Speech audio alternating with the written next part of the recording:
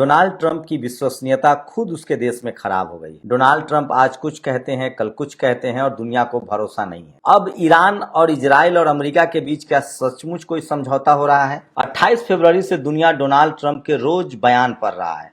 जब मन होता है ट्रूथ पर कुछ लिख देते हैं, समझौता हो गया, ईरान खत्म हो गया, उसकी नेवी खत्म हो गई, उसकी एयरफोर्स खत्म हो गई। क्या है समझौते का सच? और क्यों अमेरिकी मीडिया, जिसको डोनाल्ड ट्रंप फेक न्यूज कहता है, वो अमेरिका के पीछे पड़ा हुआ है? क्या सचमुच समझौता हो रहा है या कुछ बड़ा खेल चल रहा है? लेकिन इससे पहले सबसे बड़ा बयान ईरान का आया है। ईरान के विदेश मंत्री अरागची ने जो कहा है, उस लाइन पर ध्यान दीजिए। अरागची ने कहा है कि मैं कुछ भी नहीं छुपाऊंगा, आप बस थोड़ा सा सब्र रखिए, क्या क्या शर्तें हैं, क्यों समझौता हुआ है, वो दुनिया को बता दूंगा। नमस्कार, मैं शंभू कुमार सिंह और आप देख रहे हैं नेशनल दस्तक। इस समय की सबसे बड़ी खबर है। सोचिए, ईरान के विदेश मंत्री अरागची ने जो कहा है, उस लाइन पर ध्यान दीजिए। अरागची ने कहा है कि मैं कुछ भी नहीं छुपाऊंगा, आप बस थोड़ा सा सब्र रखिए, क्या क्या शर्तें हैं, क्यों समझौता हुआ है, वो दुनिया को बता दूंगा। ईरान की बातों पर विश्वसनीयता है, क्योंकि ईरान ने खामनेई की शहादत को नहीं छुपाया, मौत को नहीं छुपाया। ईरान ने लारिजानी की हत्या को भी नहीं छुपाया और दुनिया के सामने कहा कि हाँ, हमारे नेता खामनेई मारे गए हैं, लारिजानी की हत्या हो गई है। अब तक अमेरिका झूठ बोलता रहा है, लेकिन अमेरिका इस बार कैसे फंसा है, सोचिए। अमेरिका के उपराष्ट्रपति जेडी वेंस ने एक ट्वीट किया है, एक्स पर एक पोस्ट लिखा है।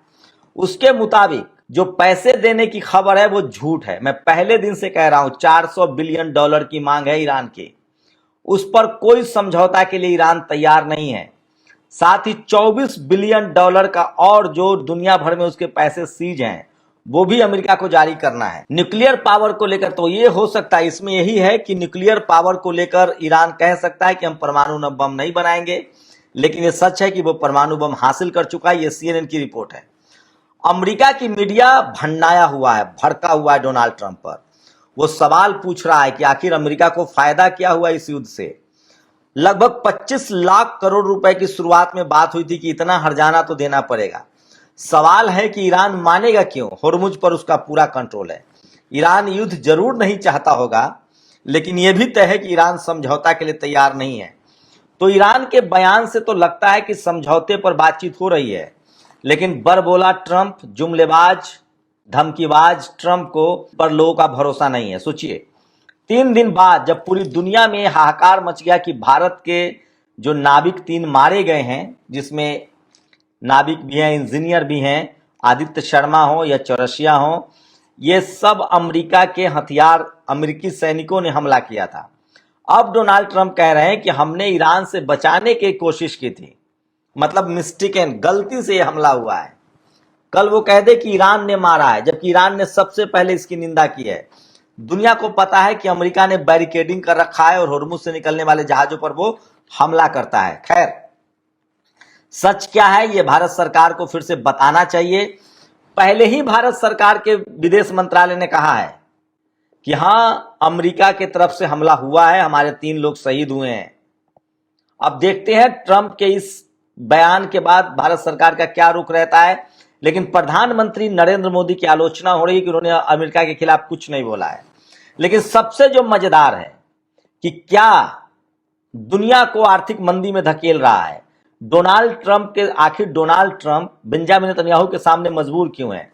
कहा जाता है कि कोई भी बातचीत को बेंजामिन नेतन्याहू होने नहीं दे रहा है और डोनाल्ड ट्रंप बगैर बेंजामिन नेतन्याहू से पूछे कोई समझौता नहीं कर सकता है।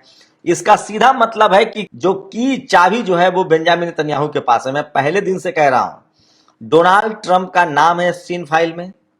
डोनाल्ड ट्रंप को जैसे बेंजामिन नेतन्याहू नचा रहा है, वो नाच रहा है। कहा जाता है कि पिछले 25 साल से इजराइल लगातार हर राष्ट्रपति को कन्विंस करता था कि ईरान पर हमला किया जाए। अब दोनों, इजराइल और अमेरिका, कह रहा है कि हम परमाणु बम ईरान को नहीं बनाने देंगे। अरे, ईरान ने बिना परमाणु बम के अमेरिका की धज्जियां उड़ा दी, पनडुब्बी डुबा दिए, जेट गिरा दिए, 120 सैनिक अड्डों पर हमला कर दिए। आसान काम है। एक साथ 12 देशों पर ईरान ने हमले किए हैं, अमेरिकी अड्डों पर। ओमान में, बहरीन में, देश गिनते जाइए, Oman, Bahrain, Saudi Arabia, Kuwait, Qatar, संयुक्त अरब अमीरात, सीरिया, इराक, इन तमाम देशों पर एक साथ हमला किया। ये ईरान की ताकत का आपको अंदाजा नहीं हो रहा है। और अभी भी ईरान ड्राइविंग सीट पर है। मुझे नहीं लगता है, ईरान अरागची जो विदेश मंत्री, उसने साफ कहा है, ईरान के विदेश मंत्री ने कहा है कि हम किसी भी चीज को नहीं छुपाएंगे, हम पूरी दुनिया को बिल्कुल सही जानकारी देंगे, आप हम पर भरोसा रखिए। जो भी समझौता होगा, जो भी डील होगी, हम पूरी बात बताएंगे। अगर ईरान को बिना हर्जाना ही मान जाना है तो वो अब तक मान गया होता। पूरा मामला हर्जाने पर टिका हुआ है। और अमेरिकी मीडिया ने डोनाल्ड ट्रंप के खाल उधेड़ने शुरू किए हैं। CNN, CBC, ये तमाम चैनल्स पूछ रहे हैं कि कितने लाख करोड़ में डील हुई है।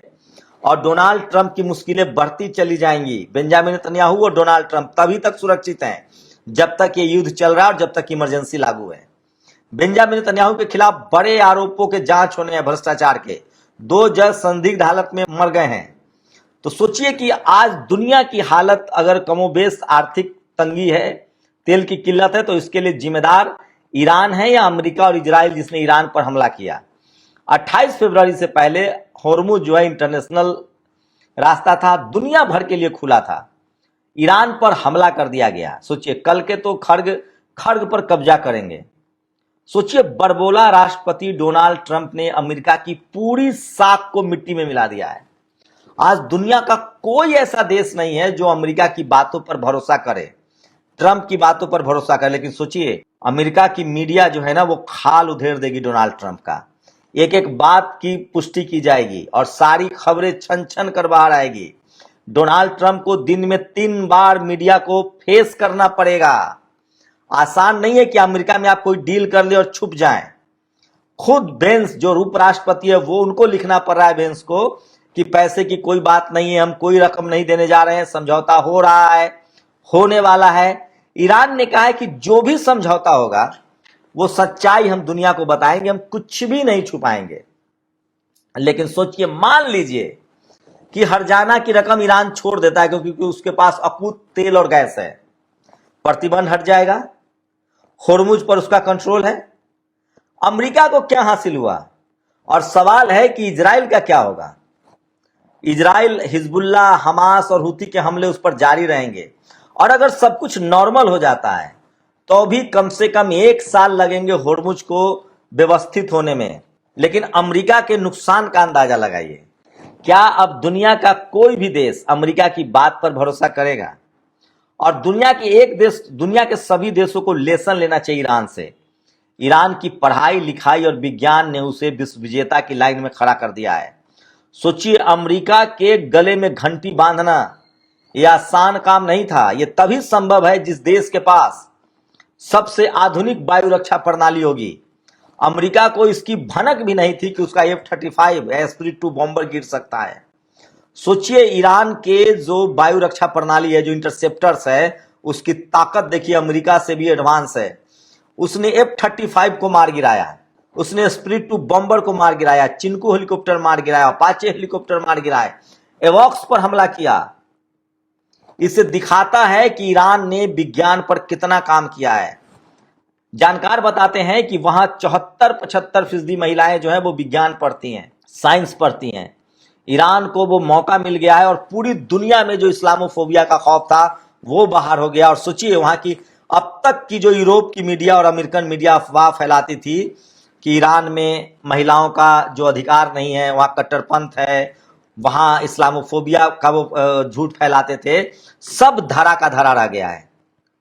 ईरान ने साबित कर दिया है कि 12 करोड़ की आबादी, अमेरिका से आधी आबादी जरूर है, लेकिन विज्ञान के दम पर उसने अकेले इस युद्ध को लीड किया है।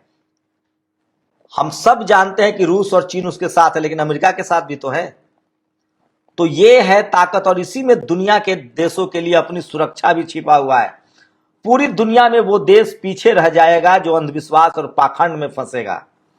दुनिया में वही देश अपनी संप्रभुता बचा पाएगा जिसके पास आधुनिक हथियार और आधुनिक विज्ञान होगा। सोचिए, ईरान ने जबरदस्त काम किया। 45 साल के प्रतिबंधों के दौरान उसने अपने आप को एक विजेता के तौर पर स्थापित किया है, एक अभेद किला बना लिया है। समुद्री रास्ते में भी अमेरिका नहीं जा सकता है, हवाई रास्ते से नहीं आ सकता है, और उसकी धरती पर पैर रखना तो नामुमकिन है। खैर, ईरान ने कहा है कि जो भी समझौता होगा हम पूरी दुनिया को बताएंगे। ये तो तय है कि बातचीत अंतिम फेज में है, लेकिन अमेरिका अगर चाहे भी तो छुपा ले, लेकिन ये युद्ध खत्म होना चाहिए, रुकना चाहिए। यही दुनिया के लिए बहुत जरूरी है।